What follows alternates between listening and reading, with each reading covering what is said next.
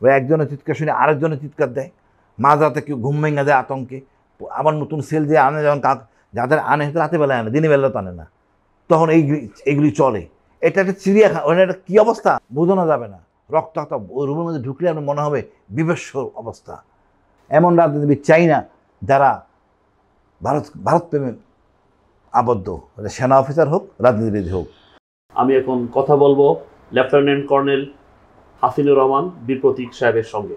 যখন আপনি আয়নাগরে থাকাকালীন সময়ে ব্রিগেডিয়ার আজমের সাথে আপনার দেখা হয়ে গেছিল, তো ওই বিষয়টা যদি একটু বলতেন, কীভাবে দেখা হয় এবং আপনি কীভাবে চিনতে পারলেন? ব্রিগেডিয়ার আজমি আমার অতি পরিচিত মানুষ, বলতে পারেন আর্মির একটা আইকন। ভালো, যেমন জিয়া, ব্রিগেডিয়ার আজমি একই প্রকৃতির, মেজর জিয়া আর কি যেটা বলতেছি। আমার কমপ্লেক্সটা হলো গিয়া একটু ভিন্ন কমপ্লেক্স, আর্মি স্যারের কমপ্লেক্সটা ভিন্ন। আমাদের কমপ্লেক্সটা হাই কমোড আছে, এখানে দেখি যে মাঝে মাঝে বাইরের লোক আসে করে, বাট আমাদেরকে 4 বেলা বাথরুমে নেওয়া হয়। সকালেরটা নেওয়া হয় বেসিক্যালি ফজর নামাজের আধা ঘন্টা 1 ঘন্টা আগে, তাহলে আমরা তাহাজ্জুদ নামাজ পড়ি। এই দিকের মধ্যে মনে হচ্ছিল আমি সিনিয়র এই কমপ্লেক্সের। আমার এই ছেলে, আমি সিনিয়র ছিলাম, আমি সবার আগে যাই। ওই দিন আমাকে আনার জন্য যে মানে প্রতিটা সেলে 2 জন করে থাকে কম্পার্টমেন্টে, 2টা কম্পার্টমেন্টে 2 2 4। তা আমাকে আনাদের যে টিম ছিল তারা দেখছে যে আমার ওই কমোডালা বাথরুমে একজন আর্মি স্যার ঢুকছে। তো আমাকে নিয়ে আসতে আসতে যে সময় আগে আর্মি স্যারের হয়ে গেছে, দরজাটা খোলা হয়ে গেছে। যখন আমি স্টেপটা দিছি, চোখটা সামনে তাকাচ্ছি বাথরুমের দিকে, আর্মি স্যারের চেহারাটা দেখে ফেলছি। তাকে আগে চিনতেন? হ্যাঁ, অতি পরিচিত, বেশি সিনিয়র না তো আমার, 2.5 বছর সিনিয়র, ও পুরো পরিচিত। আমরা একে অপরে খুব ভালো জানি, দেখে ফেলছি, চিনে ফেলছি। তখন তারা একটু পিছিয়ে টান দেয়। আপনি বলবেন যে আপনার চোখ বাঁধা ছিল, না, আমার চোখে এনে ফাঙ্গাস পড়া ছিল। ফাঙ্গাস লাগাচ্ছ না, ফাঙ্গাস মানে কি ভাই, এমন লজ্জার ব্যাপার। আমাদের বাথরুমে একটা ছোট গামছা, এটা দিয়ে 10 জন ইউজ করতাম। একজনের চোখেরও কারণ লাগবেই, এটা দিয়ে আমি মুখ বসতাম, আমি লুঙ্গি দিয়ে মুখ বসতাম। এই জন্য বলি, যারা এখানে ছিলেন ডিএনএর সমস্যা, এদের ছাড় দেওয়া যাবে না। আমরা মানুষ ছিলাম না, জানোয়ার ছিলাম, এদেরকে বলতে হবে। আচ্ছা, ওইখানে কি আপনাদের কোনো, এগুলো তো মেন্টাল টর্চার বা মানে খুব অল্প জায়গায় রাখতে হতো মেন্টাল টর্চার, কিন্তু আপনার ফিজিক্যাল কোনো টর্চার হইতো? ফিজিক্যাল টর্চার হইতো কি, কান্নাকাটি হইতো, তো মারামারি হইতো। কারা মারামারি করতো? এইখানকার দায়িত্বটা ছিলেন বা ওই ইনভেস্টিগেশন করতে আসতেন যারা। কাদেরকে মারতেন? এই বন্দীদের টর্চার করতেন, টর্চার করতো। চিৎকার রাতেবেলা হলে তো সারা চিৎকারই হইতো ভাই, শুনতে পাচ্ছেন? হ্যাঁ, একজোশ হইতো। ইভেন ভাই আপনি ঘুমাইতে পারবেন না তো, বিকালবেলা একটু শুই, আমরা রাতেবেলা ঘুমাই না, ওই হাটে না এই শব্দ শুনে ভয় লাগে, আতঙ্ক থাকতো লোকজন কাকে নিয়ে যায়। মানে এই আলাদা নিয়ে জিজ্ঞাসাবাদ করতে, হ্যাঁ, জিজ্ঞাসাবাদ করে নিয়ে যায়, তখন চিৎকার শোনা যায়। ওই একজনের চিৎকার শুনে আরেকজনের চিৎকার দেয়, মাঝরাতে কেউ ঘুম ভেঙে দেয় আতঙ্কে, আবার নতুন সেল দিয়ে আনে, যখন যাদের আনে হয়তো রাতে বেলায় আনে, দিনের বেলা তো আনে না, তখন এইগুলি চলে। এটা একটা চিড়িয়াখানা, ওখানে একটা কী অবস্থা বোঝানো যাবে না। রক্তাক্ত ওই রুমের মধ্যে ঢুকলে আপনার মনে হবে বিভৎস অবস্থা। মানে আপনি বোঝা যায় সভ্য মানুষ কেমনে এতটা হয়। যে যত কথাই বলুক আয়নাঘরে জড়িত, আপনাদের দণ্ড হইতে হবে, মৃত্যুদণ্ড দেওয়া আছে। আপনার মৃত্যুদণ্ড না হোক, যাবজ্জীবন থাকতে হবে আপনাদের। আপনারা এই সেনাবাহিনী ধ্বংস করছেন, আর গুটি কয়েক অফিসারের জন্য সেনাবাহিনী ভাবমূর্তি নষ্ট হচ্ছে। এটা উচিত জুনিয়র অফিসাররা প্রতিরোধ করা, প্রতিবাদ করা। They should be given back all, কাউকে রাখার কোনো স্কোপ নাই। আচ্ছা, আয়নাঘরের নিয়ে তো বা আপনার যে গুম নিয়ে অনেক মিডিয়া আপনি দীর্ঘদিন ধরে বলতেছেন, এবং আপনার এই কথাগুলো মানুষ শুনতেও মানে তাদের মানে এই কথাগুলোর মাধ্যমে মানুষ জানতে পারে যে আপনারা কতটা, আপনাদের প্রতি বর্বর আচরণ করা হয়েছে, কতটা অমানবিক আচরণ করা হয়েছে, এবং বিগত সরকার কতটা ফেসিস্ট ছিল। তো আপনার এমন কি কোনো ঘটনা আছে যেটা আপনি বলতে চান, হয়তো এখনো বলেন নাই, বা ওইখানে খুব বিভীষিকাময় কোনো ঘটনা আয়নাঘরের? একটা বুঝতে হবে আপনার টাইমিংটা। সকালবেলার দিকে দেখতেছি আমি বললাম না, শেষ রাতের দিকে আমি নামাজ পড়ি, নিয়ে গেছে ওখানে বাথরুমের ফুটা আছে, ফুটা দিয়ে আমি ইচ্ছা করে বাথরুমে দেরি করতাম, অবজার্ভ করতাম কোথায় চাবি রাখে। সব চাবিগুলি 10টা রুমের চাবি একসাথে এনে রাখে, একদিন কোনো লোক নিয়ে কেমনি না, এগুলি ফলো করতাম। কারণ আমার অ্যাটেম্প ছিল এখান থেকে বেরিয়ে যাওয়া সম্ভব। আমি চেষ্টাও করছি ভাই, আমি শপথ করে বলি চেষ্টা করছি, পারি নাই, পা পিছলে গেছে। আইসিটি বলছি লোকদের আনেন, আমি দেখাই দিব কাকে ধরছিলাম। ইভেন কেচি নিছি বা লোক কমারে হাত দিছি, কেচি দিয়ে আমি কেচিটা নিয়ে স্যান্ডেলের মধ্যে ঢুকে রাখছিলাম, যাতে কেচি দিয়ে আমি কাউকে জড়ায় ধরে পুশ করে দিতে পারি। একটাকে ঢুকাইলে আরেকটাকে ধরা যাবে, যদি এখানে ঢুকাই দেওয়া যায় কিডনি বরাবর সে মারা যাবে।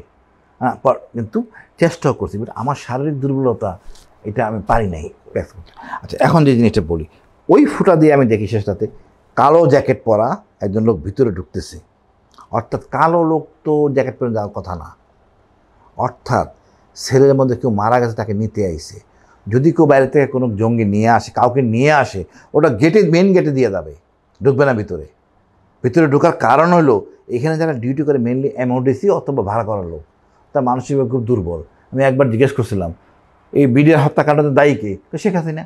অর্থাৎ দে আর নট মোটিভেটেড, দে আর পেমেন্টে মোটিভেটেড, বাট মানসিকভাবে মোটিভেটেড না। এবং কেউ মারা যাওয়ার জন্যই ওই র্যাব আইছে, তাকে নিয়ে যাওয়ার জন্য ডিসপোজ করতে হবে। কালো কাপড় গেঞ্জি পরে জ্যাকেট, কালো জ্যাকেট যেটা র্যাবের শীতকালীন জ্যাকেটটা, ওইটা হওয়ার কথা না। তাহলে সে কে? র্যাব আইছে এখান থেকে, কে মারা গেছে জানি না, কে কোন রুমে আছে দেখি এই রুমের বাতি জ্বলে আছে লোক, বাট কে আছে সেটা আমি জানি না। আজমি স্যারকে দেখছি আর জানতাম এরকম একটা মারমাটা বিদেশি মাইকেল চাকমার কথা বলে, নাম জানতো না, সে আছে। আর আরমানদের কথা বলতো যে সে আছে, ছিল, মানে অন্য জায়গায় আছে। আপনি তো ইতিমধ্যে আইন গুম কমিশনে অভিযোগ দায়ের করছেন, মামলা মনে হয় করেছেন, তো এই বিষয়ে আপনার কতটা আশাবাদী যে আপনি এই বিচার পাবেন? আমি মনে করি ভাই, আমি তো আল্লাহর কাছে শুকরিয়া জীবিত আছি। অনেক লোক গুম হয়েছে, তাদেরকে ছেড়ে দেওয়া হয়েছে মামলা দিয়া। এই মামলা থেকে তারা বেরিয়ে আসতে পারতেছে না, কারণ জঙ্গি মামলা দিছে। এবং ওই যে বললাম ওয়েস্টের চাপ, নানা বেকায়দায় সরকারের উচিত এই মামলাগুলি মাফ করে দেওয়া কোনো রকম ডাউট ছাড়া। আমার দেশে জঙ্গি আছে, বেটা লিমিটেড জঙ্গি, মানে জঙ্গি মানে মাথা মোটা, বেশি হাদিস বুঝে, কোরআনের চেয়ে হাদিস বেশি বুঝে, এই ধরনের লোক আছে। এটা হলো সরকারের দায়িত্ব না, এটা ধর্মীয় নেতাদের দায়িত্ব। আপনারা লাইন মতো কাজ করেন, বেলাইনে কাজ করেন না। আপনারা শুনছেন না তো, ওই নাবিলে সুন্দর করে বলছে সরকারের পক্ষ, অর্থাৎ সেনাবাহিনীর লোকেরা কোঅপারেট করতেছে না। না কোঅপারেট করার কী হয়েছে, কম অভিযোগ, কম অপরাধীরাও এখন অধিক দণ্ড পাবে। এই কথা আমি আবার বলি, এই সহযোগিতা না করার জন্য কম অপরাধী যে সে এখন অধিক দণ্ড পাবে, বিকজ তদন্ত ঠিকমতো করতে সাহায্য করতেছে না। এবং আইসিটি তো আমি আশাবাদী, তারাও বেশ এনার্জেটিক কাজ করতেছে, ইনশাল্লাহ ন্যায় বিচার পাবো। তবে আমি মনে করি শেখ হাসিনা আর এই যে গণহত্যায় হলো 1400 প্লাস 1440, এদের বিচারটা আগে হওয়া উচিত, প্রায়োরিটি পেয়েছে। গুম থেকে তারা ফেরত আসে নাই, তার ফয়সলা হওয়া উচিত, তারপর আমাদেরটা। আপনি তো 2বার গুম হলেন, 2বার আপনাকে ফেরত দিয়ে গেছে, ওই ফেরত দেওয়ার ঘটনাটা কীরকম? অর্থাৎ দেখেন, আপনি হয়তো বিশ্বাস করবেন না, তাও আমি আবার বলি, আমাকে ফেরত দেওয়ার আগে 7-8 দিন আগে থেকে আমাকে নক করতেছে, আমাকে ম্যানেজ করা হচ্ছে, বোঝাইতেছে যে আপনি রাজি হন। আমি জানি রাজি হইলেই আমাকে দিয়া সিগনেচার করাবে। একবার যখন আপনি সিগনেচার করেন, এর কোনো দাম নাই, বাট মানসিকভাবে আপনি দুর্বল হয়ে পড়েন। তা আমি রাজি হইনি, না আমি যাবো না, তোমরা আনছো তোমাদের ব্যাপার, আমাকে কেন আনছো এই ফয়সলা দাও। কি বোঝাচ্ছে আপনাকে? বোঝাতে যাচ্ছে যে আপনি যাবেন। পরে আমাকে যখন আমার মিসেসের সাথে কথা বলছে, উনি রাজি হন না। ফাইনালি যেদিন আমাকে ছাড়ে, তার আগে সকালবেলা বলতেছিল যে আপনার মেয়ে বিয়ে রেডি, আপনাকে না দেখলে মেয়ে বিয়ে করবেন না। তখন আমার বড় মেয়ে আসলে 5 বছর পর সে জন্ম হয়। তা আমি একটু, ঠিক আছে, শর্ত কি তোমার? শর্ত হলো 6 মাস ডিজিএফআইয়ের নাম বলা যাবে না। এই শর্তে আমাকে ছাড়া হয়েছে। তখন রাত্রেবেলা 11টার দিকে মনে হয় গাড়ি দিয়ে নিয়ে আসলো আমার বাসার সামনে, অথবা আমি 10 নম্বর রোডে থাকতাম, বাসা থেকে 150 করে দূরে আমাকে গাড়ি থামায়, নামিয়ে দিয়ে চলে গেছে। এটা যে কত মানে হৃদয় বিদারক হয়। আমি তো জানি আমাকে নামাইয়া হয়তো গুলি করবে। আচ্ছা, আপনি ওইটা ধারণা করতেছেন? 22 ফেব্রুয়ারি 2020 দ্বিতীয় দফা। দ্বিতীয় দফা। তখন আমাকে যখন পর নামায়, আমি এইগুলি গুলি করলো, পায়ের শব্দ শুনতেছি, গাড়ি টান দিয়ে চলে গেল, টান দিয়ে আমার গামছাটা খুলে নিয়ে গেল। ওরাই গামছা? হ্যাঁ, টান নিয়ে খুলে গেল। পায়ের শব্দ, আমি চোখ খুলে তো অনেকক্ষণ চোখ বাঁধা থাকলে চোখ তো কিছু দেখা যায় না, এমন তো রাত্র 11টা। এর মধ্যে মেয়েরা এসে বাবা বলে জাপড়ায় ধরলো আমাকে। মেয়েরা খবর পাইলো কীভাবে? ওরা বলে দিচ্ছে রিং দিয়া। আচ্ছা, যে ডিজিএফআই দিয়ে আমার বউকে রিং করে, আপনার বাইরে আসেন, পূর্ব দিকে আসেন। তো আমার বউরা যখন বাচ্চার হাতটা দৌড়াইতেছে, তখনও গাড়ি টান দিয়ে চলে গেছে। এটা হলো ওদের, যাতে কোনো রকম মিসিং না হয়, বলতে না পারে কেউ। আমার মেসেজকে রিং দিয়ে কনফার্ম করে। এর আগের দিন আবার কথাও বলে আমার বউর সাথে। 9 সালেরটা? 9 সালে তো অফিস থেকে নিয়ে গেছে, নেওয়ার পর 43 দিন পর আমার বউর সাথে কথা বলাই দিছে, যে আমি যখন আমাকে মেসেজ নিয়ে যাওয়া হয়। তারপর অনেক দিন পর আমার দেখা হয় মিসেসদের সাথে, তখন এই কোর্ট মার্শাল প্রক্রিয়াগুলি করে, জোর করে আমাকে মুখ বন্ধ করতে হবে। এখন বড় সমস্যা আজকের এই বিপ্লব, মনে করেন, আমি জানি না আপনার প্রশ্ন আছে কি না, তাই আমি মনে করি ভাই আমাদের দেশটা আমাদের, আমরা এক কথা বলছি, এক জাতির এক দেশ। আচ্ছা, আরেকটা প্রশ্ন, আপনি তো বীর প্রতীক উপাধি পাইছেন পার্বত্য পার্বত্য চট্টগ্রামের চট্টগ্রাম কাজ করার জন্য। কি কাজটা করছেন, মানে পার্বত্য চট্টগ্রাম ভাই বলি বীর প্রতীক বলি উপাধিটা বলি পেয়েছিলেন? আমার পার্বত্য চট্টগ্রামে অসংখ্য অপারেশন, সাফল্যজনক অপারেশন। আমার প্রথম অপারেশনটা আমি সাফল্য আনতে পারি নাই বা লস নাই। এখন যে জিনিসটা লোকে বড় হলো, বাংলাদেশ স্বাধীন হয় 71 সালে 16 ডিসেম্বর, পরে জ্যান উবান পার্বত্য চট্টগ্রাম হয়ে উনি মিজোরামে চলে যান। 29 এপ্রিল মিজোরাম, বাংলাদেশ সীমান্তের পাশাপাশি মিজোরামের একটা নতুন 72 উবান একটা রাজ্য সৃষ্টি করে এই এলাকায়, মিজোরাম বর্ডারে আমাদের সীমান্তে, যে চাকমা অটোনমাস ডিস্ট্রিক্ট। আপনি চেক করে নেবেন ইন্টারনেটে, চাকমা অটোনমাস ডিস্ট্রিক্ট। এটা হলো গিয়া কোন চাকমা? বাংলাদেশের চাকমা। প্রায় 30,000 বাঙালিকে নিয়ে পুনর্বাসন করা হয় উইথ এ ভিউ এরা মিজুদেরকে ঠেকাবে। তখন মিজু আন্দোলন ছিল, হিউম্যান ব্যারিয়ার দেওয়া হয়, তারপর এদেরকে প্রশিক্ষণ দেয়, এরাই শান্তিবাহিনী হিসেবে প্রতিষ্ঠিত করে। শান্তিবাহিনী অস্ত্র গোলা বারুদ সব ভারত দেয়, এই স্বাধীন দেশের সাথে ঝামেলা করে, সৃষ্টি করে। এবং শেখ মুজিবুর জীবিত থাকা অবস্থায় কিন্তু এগুলি চলে। এই শান্তি বাহিনী হাতে আমরা নিবেদিত ছিলাম, আমরা এর সাথে যুদ্ধে পরাজিত। আমাদের অসংখ্য যুদ্ধ, আমাদের যুদ্ধ পার্বত্য চট্টগ্রামের যুদ্ধটাকে ছোট করে দেখার কিছুই নাই। দেখেন ওর ভূমি বৈরী, পাহাড়, উঁচু পাহাড়, জঙ্গল, ম্যালেরিয়া, তারপরে মনে করেন ভাষা বুঝি না, চেহারা মিলাইতে পারে, সবাই একই রকম চেহারা মনে হয়, জি জি, সবাই একই রকম চেহারা। আমাদের যোগাযোগ ব্যবস্থা, খাবার দাবার সব মিলে কি বিশ্রী অবস্থা, বোঝানো যাবে না। আমরা সাফল্য আনতে পারছি এই কারণে যে ওদেরকে বাধ্য করতে চুক্তিতে সাইন করতে। আজকে যে আপনার সাদেক যান, সাদেক যাওয়া যাইতো না। তাহলে আপনি চুক্তিটা, পার্বত্য চুক্তিটাকে আপনি সমর্থন করেন? ভালো চুক্তি না, কোন চুক্তির কথা না বলছেন? না, পার্বত্য চট্টগ্রামে যে চুক্তি হয় সরকারের সাথে, এটা অবৈধ চুক্তি। এইটা সম্পূর্ণ দেশের স্বার্থবিরোধী চুক্তি, পয়েন্ট বলেন, দেশের স্বার্থবিরোধী চুক্তি। যে একটা ধারা বলেন, যেমন বলি, আপনি বাংলাদেশে বসবাস করেন, বাংলাদেশে যে কোনো জায়গায় যাইতে পারবেন, যে কোনো জায়গায় জমি কিনতে পারবেন। বাংলাদেশের বাঙালি পার্বত্য চট্টগ্রামে জমি কেনা যাবে না। এইটা হলো আমাদের সংবিধানের সাথে সাংঘর্ষিক। তারপরে একইভাবে ওনারা আমাদের দেশে জমি কিনতে, ঢাকায় জমি কিনতে পারবেন, কিন্তু আমি কিনতে পারবো না, এটা মূল। তারপরে হলো গিয়া যারা ওখানে আছে এদেরকে নেওয়া যাবে না, থাকতে পারবে না, এদের ভোটার লিস্ট করা যাবে না বাঙালিরা। এটা তো যায় না। কোন বাঙালিকে নেওয়া হয়েছে? ভূমিহীন, গরিব, নিঃস্ব বাঙালিকে পুনর্বাসন করা হয়েছে। সরকার যারে যেখানে খুশি পুনর্বাসন করতে পারে, কিন্তু শেখ হাসিনা এই চুক্তি করে অসংখ্য ক্যাম্প সরায় না, ওই এলাকাটাকে অনিরাপদ করে ফেলছে। শুধু তাই না, আমরা এই বাঙালিদেরকে যাতে ঠিকমতো থাকে, বস বানাইতে হয়তো ভাই, একটা জঙ্গলি লোককে বা কোনো জায়গাতে আনতে বস বানাইতে হয়। বসটা বানানোর জন্য রেশন দেওয়া হইতো, ওদেরকে রেশন দেওয়া হইতো। ওরা রাতেবেলা নিজেদের নিরাপত্তার জন্য আমাদের থেকে অস্ত্র নিয়ে যেত, রাইফেল। বাঙালিরা ট্রেনিং করাতো, ভিডিপি বলা হইতো, এবং সকালবেলা অস্ত্রগুলো দিয়ে দিত। এগুলি বন্ধ করে দিয়েছেন, রেশন বন্ধ করে দিয়েছেন। উনি এই টাকা পাইতো দিনে 50 টাকা করে মনে হয়, এই রাতেবেলা ডিউটি করার জন্য, এটাও বন্ধ করে দেয়। ওইতে ভিউ যেন এই লোকগুলি চলে আসে। উনি কার স্বার্থ রক্ষা করতেছেন? ভারতের স্বার্থ, আমাদের স্বার্থ, দেশের স্বার্থ না। আচ্ছা, তো এই বিষয়ে যদি আরেকটু বলি, যে আমরা জানি এই বাঙালিদেরকে ওখানে পুনর্বাসন করছিলেন জিয়াউর রহমান, তো এটা ওনার কি দূরদর্শী সিদ্ধান্ত ছিল? দেখেন জিয়া রহমানের কত জিয়া রহমানের কত বড় নেতা, তারা নিয়ে আমরা পিএইচডি করি না। বাটপার শেখ মুজিবুর নিয়ে পিএইচডি করি। উনি কত আগে, 100 বছর আগে চিন্তা করতে দেখেন। আজকে বাঙালি 51% পাহাড়ি। উনি ওই সময় লোকদেরকে নিয়ে গেছেন, পুনর্বাসন করছেন, আর্থিক সংকট এর মধ্যে ওদের রাখছেন। আমাদের বলতে তোমরা টেক কেয়ার করো, আমরা অনেক কিছু করছি দেশের জন্য। না নিলে আজকে এটা স্বাধীন হয়ে যেত। গণভোট হলে হেরে যেতেন, মিডিয়ার যুগ, গণভোট হইতো, যে তোমরা থাকবা কি থাকবা না, তখন বেকারে পড়তাম। এখন ইচ্ছে করলে পারবে না। এখন আমাদের একটা জিনিস করতে হয়, ছোট ছোট জাতি যেগুলো, এদের খিয়াং, মগ, বোম, এদেরকে একত্র করতে হবে, করে এদের সম অধিকার দিতে হবে উইদিন দ্য ট্রাইবাল। আগামী দিনের বাংলাদেশ নিয়ে আপনার পরিকল্পনা কি? কিরকম বাংলাদেশ আপনি দেখতে চান? আমি খুব গর্বের সহিত বলি, আমাদের এই যে আবু সাইদ, মুগ্ধ, এদের প্রেম, ভালোবাসা, দেশপ্রেম, এর কাছে আমাদের কিছুই না। এরা আমাদের একটা স্বাধীনতা দিছে। 71 আমাকে একটা মানচিত্র দিছে, একটা পতাকা দিছে।